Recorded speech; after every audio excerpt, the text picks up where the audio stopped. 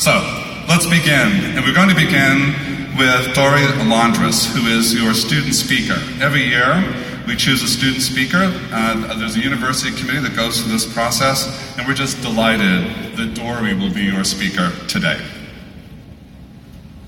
Welcome her to the podium.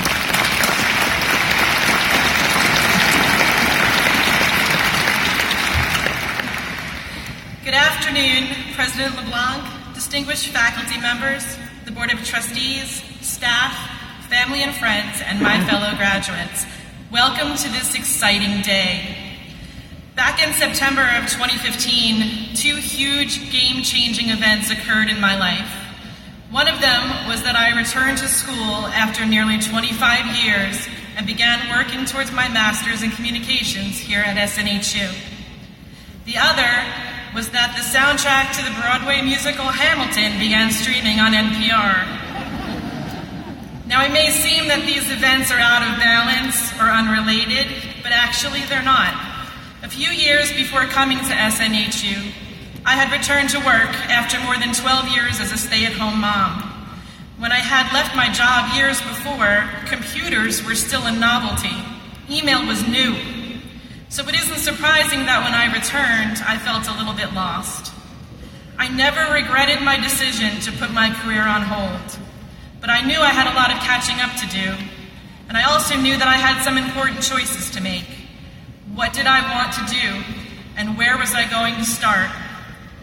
As an undergrad, I had studied English literature, and I dreamed of writing the great American novel.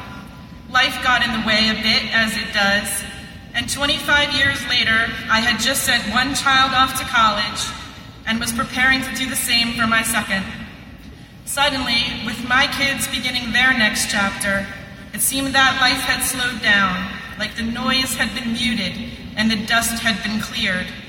It was during that sudden silence that I heard the voice of Eliza Hamilton. Eliza was an ordinary woman living in uncertain times.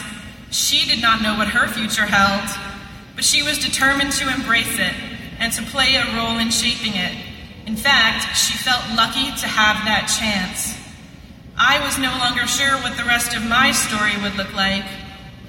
The only thing I knew for sure was that, like Eliza Hamilton, I wanted to be a part of creating that narrative. During my time at SNHU, I have met people from all over the country and even beyond.